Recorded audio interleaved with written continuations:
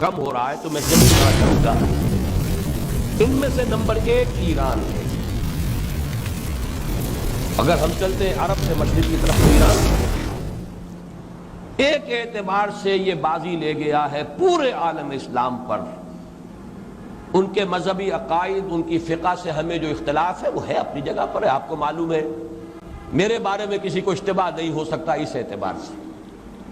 میری جس درجے دشمنی رکھی گئی ہے، جس طرح میرے سر کا جو ہے مطالبہ ہوتا تھا، 2 ہی آدمی تھے پاکستان میں کہ جن کے سر مانگے گئے، ایک کراچی کے وہ شاہ بلیغ الدین صاحب اور ایک نے، تو اس حوالے سے وہ اپنی جگہ پر اختلاف ہے، لیکن اس حقیقت کا اعتراف کیے بغیر نہیں رہا جا سکتا پورے عالم اسلام میں یہ واحد مسلمان ملک ہے جس نے بہرحال اپنی شریعت، اپنے عقائد کے مطابق ایک مذہبی انقلاب برپا کیا ہے۔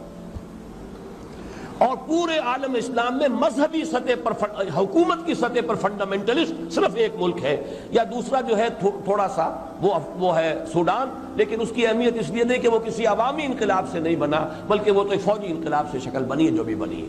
اللہ کرے اس میں استقامت ہو، اس سے یقینی کوئی نتیجہ برآمد ہو جائے۔ خبریں بھی اچھی آ رہی ہیں، لیکن میں تو دنیا کا جو پرسپیکٹو ہے اس کے حوالے سے عرض کر رہا ہوں کہ اس پہلو سے ایران ان کا ٹارگٹ ہے، ٹارگٹ نمبر 1 ایک خاص اعتبار سے۔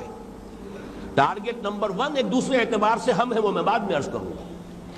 چونکہ حکومت کی سطح پر فنڈامنٹلزم ہے اور وہ آیا ہے ایک عوامی انقلاب کے نتیجے میں، پھر ان کے پاس تیل کی دولت ہے، اس کے خلاف اکنامک سینکشنز بھی ہو جائیں تو اگر لیبیا کھڑا ہو سکتا ہے تو بہرحال وہ بھی کھڑا ہو سکتا ہے، اور نقشہ وہ دنیا کو دکھا چکا ہے کہ لڑا دے ممولے کو شہباز، یہ نقشہ بھی اس نے دکھا دیا ہے۔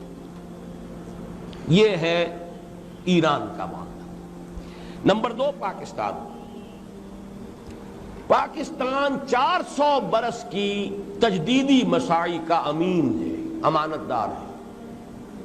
پورے ہندوستان میں مجدد الفسانی رحمت اللہ علیہ، شاہ ولی اللہ دہلوی رحمت اللہ علیہ، سید احمد بریلوی رحمت اللہ علیہ اور ان کا جہاد، پھر اس 20ویں صدی عیسوی میں یا 14ویں صدی ہجری میں علامہ اقبال جیسا مفکر، مولانا مودودی جیسا مصنف، مولانا الیاس جیسا مبلغ، شیخ الہند جیسا مجاہد حریت، پورے عالم اسلام میں ان کا پیرلل کوئی موجود نہیں۔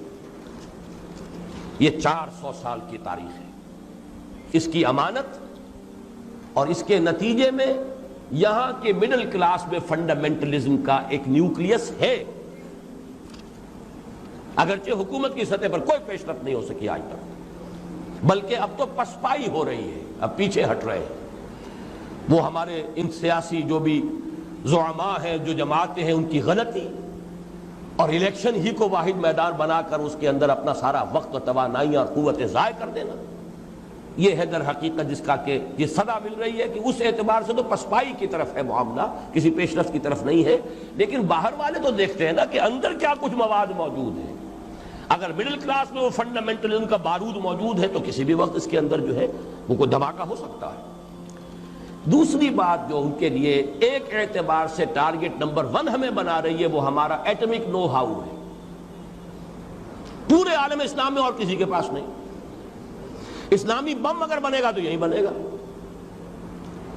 یہ ہے مختلف اسباب جس کے بنا پر ایران اور پاکستان کو آپ بریکٹ کر لیجئے، یہ اس نیو ورلڈ آرڈر یا آج کی میری گفتگو کے حوالے سے یہودی اور عیسائی گٹھ جوڑ کا جو ٹارگٹ نمبر 1 ہے، ایک اعتبار سے ایران ہے، ایک اعتبار سے پاکستان۔